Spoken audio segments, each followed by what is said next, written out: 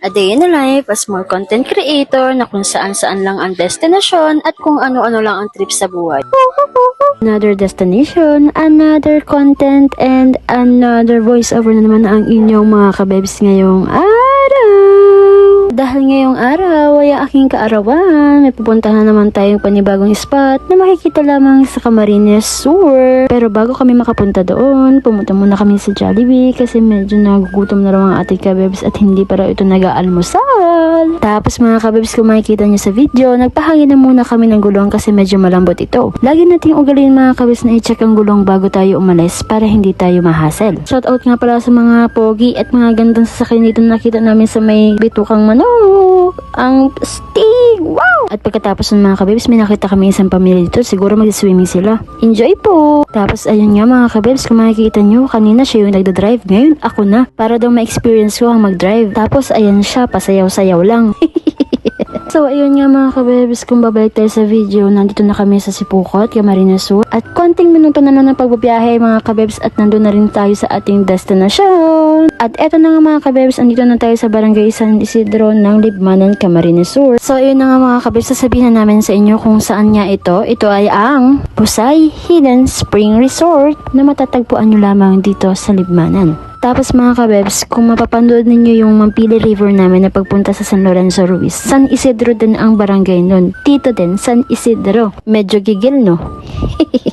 At alam nyo ba mga kabebs na ito ay searchable sa Google Maps? At ito na nga mga kabebs, nandito na tayo sa May Malinaw Spring Resort. Hindi pa po ito ang ating pupuntahan sapagkat madadaanan lang po ito papunta sa Busay. Bago ka makapunta doon, kailangan mo nang dumaan sa kanila or pang magbayad ng environmental fee, which is 10 pesos lamang po. Salamat po, shout out po sa inyo. Tapos nga mga kabebs, kung mapapansin nyo, bawat sulok dito may mga resort or spring resort. So ayun nga mga kabebs, bumalik tayo sa video and then nag-ask kami kay sir kung saan papunta yung Busay Hidden Spring Resort. Tapos ang sabi ni sir, pag may nakita daw kayong arko na nakalagay is welcome, mag-left side daw tayo. Tapos ayun nga mga kabebs, kung makikita nyo, marami talagang mga resort dito pag papunta ka sa Busay. At yun nga mga kabebs, andito na kami sa Busay Hidden Spring Resort. At kung mapapansin nyo mga kabebs, meron pong parkings ng malalaking sasakyan dun sa left side bago ka pamasok. At makikita nyo mga kabebs na kasya lang talaga ang motor, hindi ang 4 wheels, ha?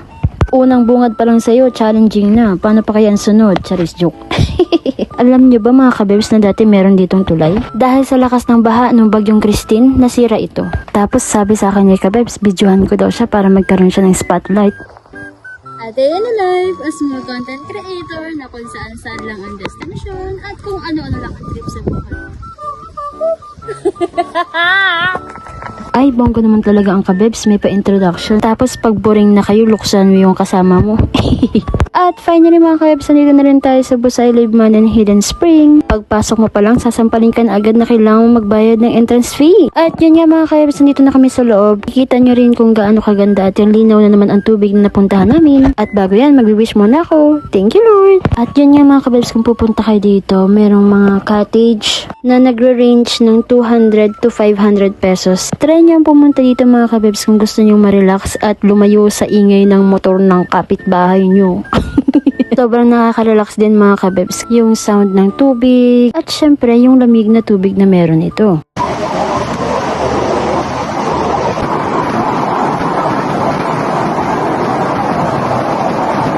At yun nga mga kabebs, kung maririnig nyo, ang ganda talaga ng sound ng agos ng tubig. Hindi naman ito masyadong kalaliman pero kailangan pa rin natin mag-ingat mga kabebs. Okay? At kung gusto mo naman ng walang masyadong agos ng tubig at kalmado, try nyo dito sa kabila. Medyo malalim dito mga kabebs kaya mag-iingat tayo. Talagang magiging kalmado ang kaluluwa mo dyan pag nalunod ka. Tapos ayun nga mga kabebs, nagkaroon naman din kami ng time para mag-usap. Kasi ang kabebs nyo, gusto nyo lagi may picture bedyo. Tapos ayun nga, medyo naglaro-laruan na naman kami ng lamusan. Lulunurin ko na sana, sayang. Charis! Joke lang! Tapos ayun nga mga kabebs, tumaas na rin kami kasi anong oras na kailangan na rin namin bumiyahe pabalik. Pero bago ko i-end yung video, gusto ko sanang i-shoutout yung kasama ko na nag-swimming pero nakasapatos. Ang galing. At bago matapos ang video na to, gusto ko sanang sabihin sa inyo mga kabebs na isa rin sa pinagkakakitaan ng mga taga-Libmanan ay ang anahaw. Pero yung kasama ko mukhang bahaw. Saan naman kaya ang sunod na destinasyon ng ating mga kabebs? Yun lang muna. Thank you for watching Bebs Vlog.